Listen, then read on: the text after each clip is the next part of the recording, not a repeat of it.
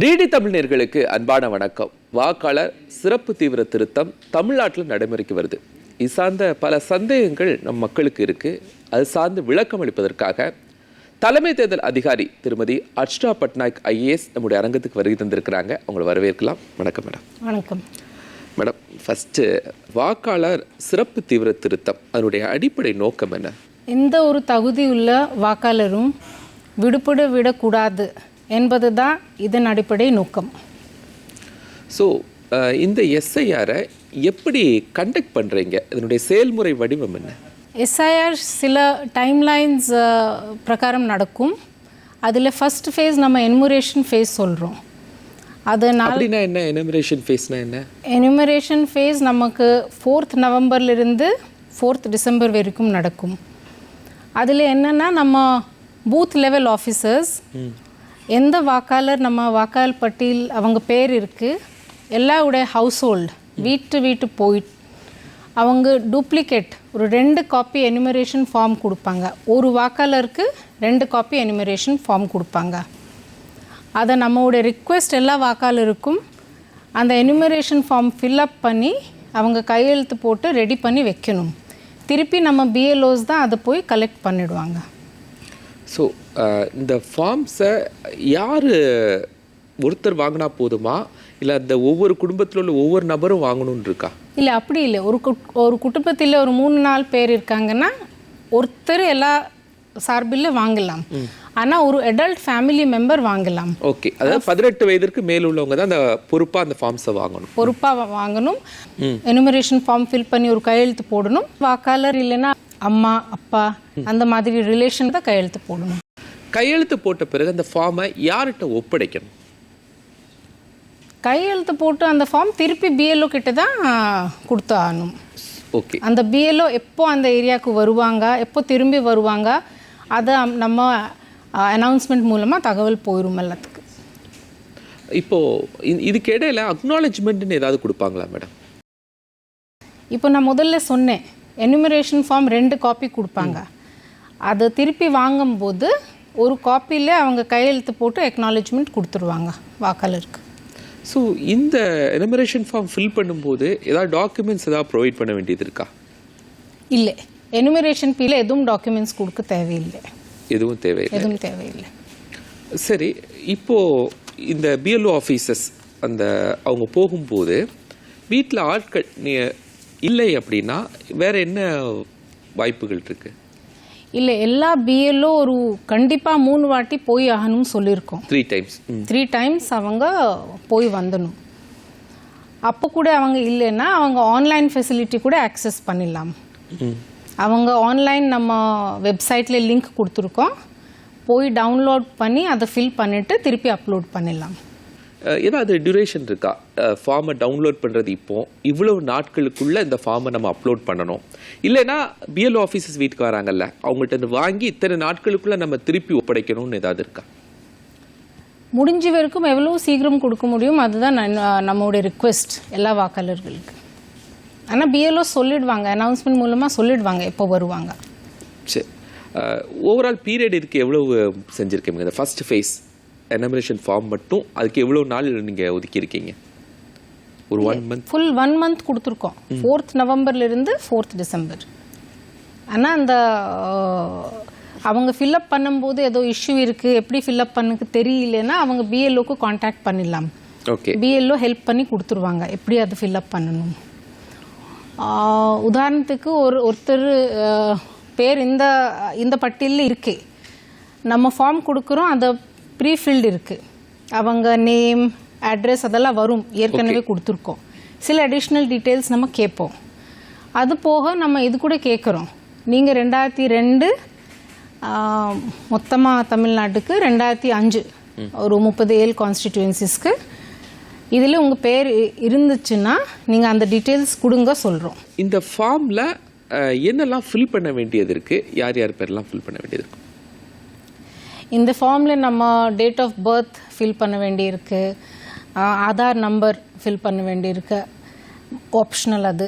தென் mobile number, அம்மா அப்பா அவங்க ஜெண்டர், அவங்க ஸ்பவுஸ் நேம் ஏதோ இருக்குன்னா எபிக் நம்பர் ஏற்கனவே இருக்குன்னா ஃபில்அப் பண்ண வேண்டியிருக்கு. ஓகே, எபிக் நம்பர் மீன்ஸ் நீங்கள் சொல்கிறது 2002 உள்ள நம்பர் இருக்குது அப்படிங்கிறதா மேடம்?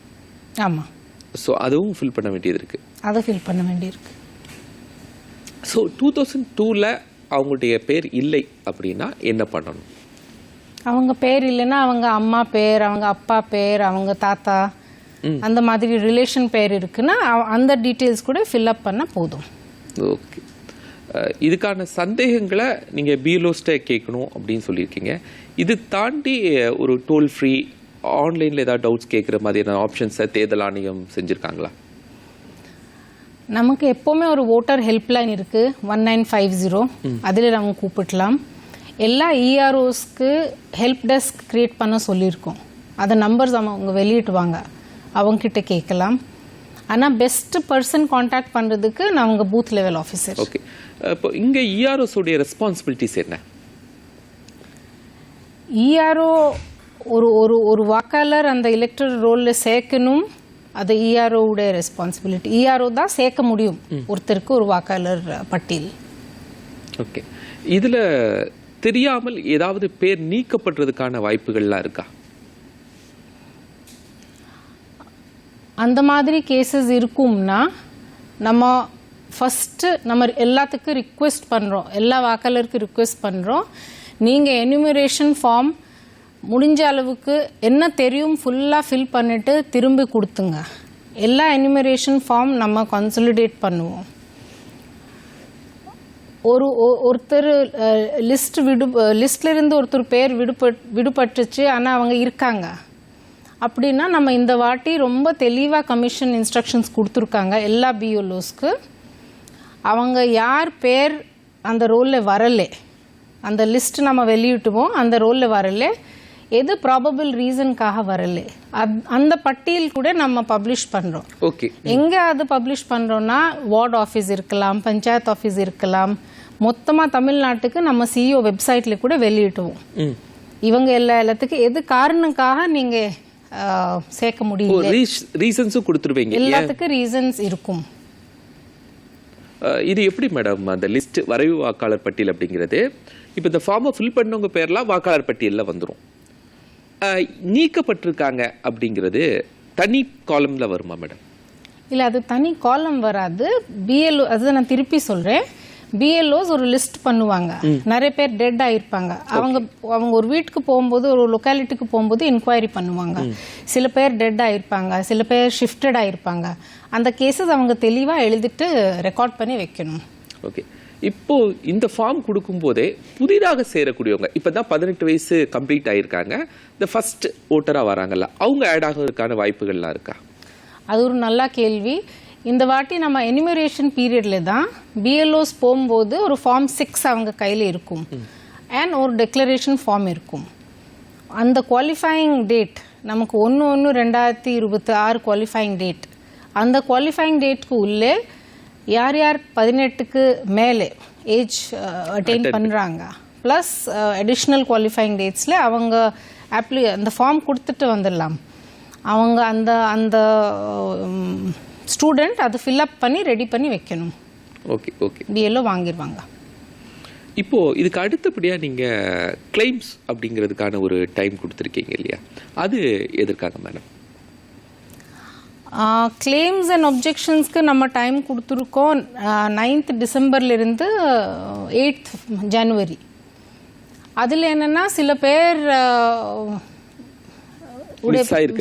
சில வாக்காளருடைய பேர் மிஸ் ஆகிருக்கும் ஏதோ ஒரு காரணத்துக்காக. சான்சஸ் ரொம்ப கம்மி, ஆனால் ஏதோ ஒரு இருக்குது அந்த மாதிரினா அவங்க ஃபார்ம் 6ல வந்துட்டு ஒரு கிளைம் கொடுக்கணும் இஆர்ஓ கிட்டே. ஓகே, அந்த இஆர்ஓ அவங்க ஆஃபீஸ் எங்கே இருக்குது அதெல்லாம் நம்ம அட்வர்டைஸ் பண்ணிடுவோம் கிளியராக. போய் ஒரு கிளைம் கொடுக்கணும், நான் இங்கே இருக்கேன், இதுதான் என்னோட டாக்குமெண்ட்ஸ், நீங்கள் எனக்கு ஆட் பண்ணுங்க.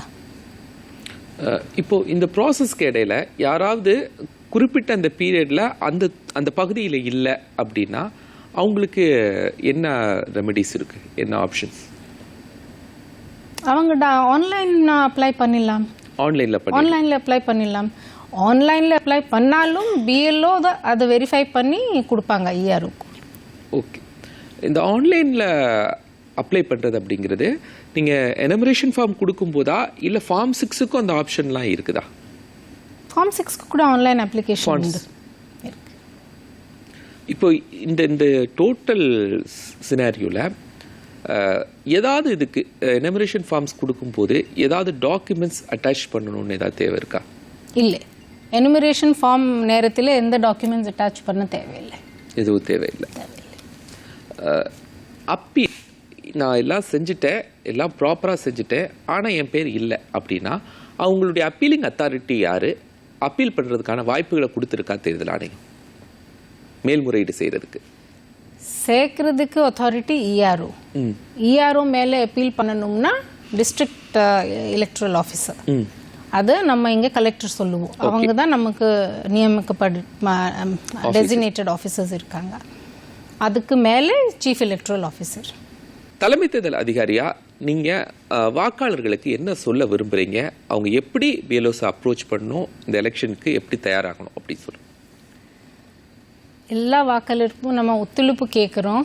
பிஎல்ஓ வரும்போது அவங்க டீட்டெயில்ஸ் கொஞ்சம் கிளியராக ஃபார்ம் ஃபில் பண்ணி கிளியராக கொடுக்கறதுக்கு, எந்த வாக்காளருக்கு நம்ம ப்ரொசீஜர் ஃபாலோ இல்லாமல் நீக்கிறதுக்கு வாய்ப்பு கிடையாது.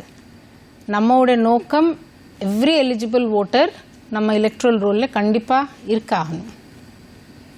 ஸோ அச்சப்பட தேவையில்லை அப்படிங்கிறீங்களா? அச்சப்பட தேவையில்லை.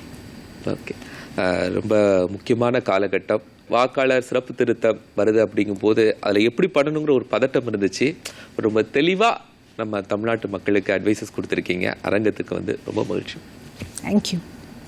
நேர்களே, வாக்காளர் சிறப்பு தீவிர திருத்தம் அது சார்ந்த பல்வேறு சந்தேகங்கள் ஒவ்வொரு குடிமகனுக்கும் தமிழ்நாட்டில் இருந்துட்டு தான் இருக்கு. அது சார்ந்த பல்வேறு விளக்கங்களை நமது தலைமை தேர்தல் அதிகாரி திருமதி அர்ச்சனா பட்நாயக் ஐஏஎஸ் நம்மோடு பகிர்ந்து கொண்டாங்க. மீண்டும் அடுத்த நிகழ்ச்சியில் உங்களை சந்திக்கிறேன். நன்றி.